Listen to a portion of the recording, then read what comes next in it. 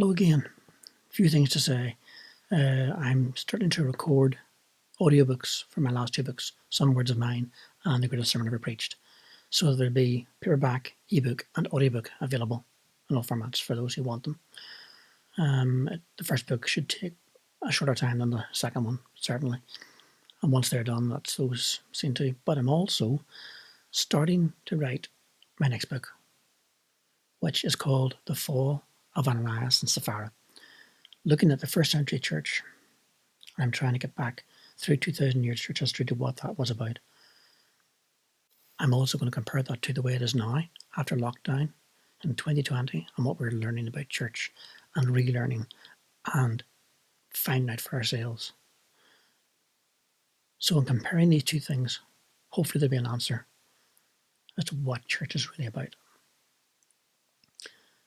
To give you a brief outline of where I'm starting from, when Jesus says, "I will build my church and the gates of Hades will not prevail against it."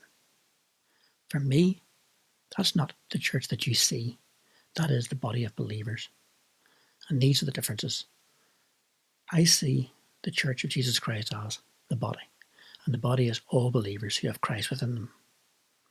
I may go to your church. I may see you at your church. I may not agree with the doctrines of that church.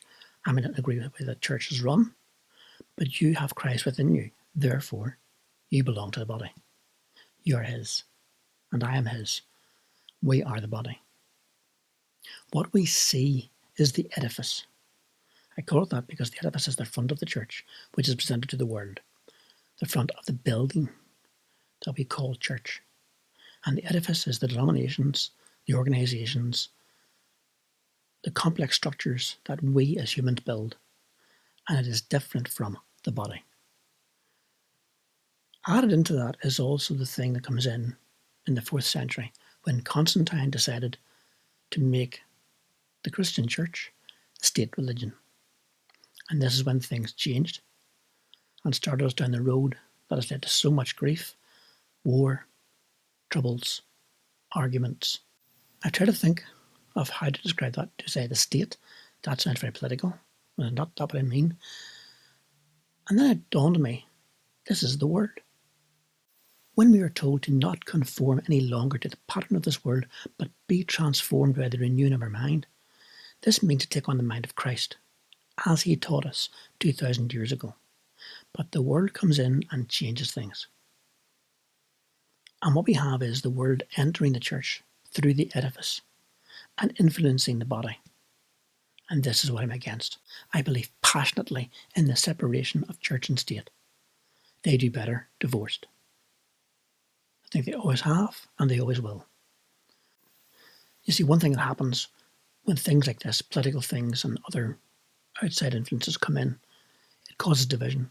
I mean, recently we've had arguments within the church and division over things like the coronavirus and Black Lives Matter. And these should not be. But this is what happens whenever certain things come up that can annoy all of us. I did a vlog a few days ago that was done when I was angry. And the advice of my wife and a friend, don't put it up. But I've kept it for posterity. If you're on YouTube, I'd put the link below. It's unlisted, so it's not out on YouTube. But you can click on it there and see what I did a few days ago when I was angry about something. And you'll see the difference. It's not as measured as this, and it's not as easygoing.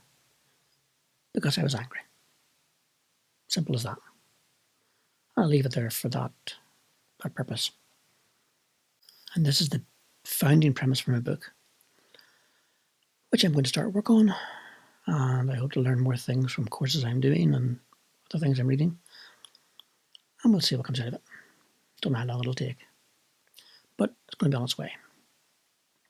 In the meantime, you can still buy my Greatest Sermon Ever Preached or my Some Words of Mine, paperback, ebook, and soon to be audiobook. All on Amazon. So that's that for now. Thank you. And these books are written for Jesus because it's always, ever, only, forever. Jesus. Thank you very much for watching. I hope you enjoyed that. Don't forget to subscribe to my channel. Hit the bell icon below if you want notifications of any new vlogs I'm making. Here's a couple here you can sample. There's also a link below to my blog website where I've been writing blogs for a number of years on various topics if you like reading some things. And I hope to see you again next time. Okay.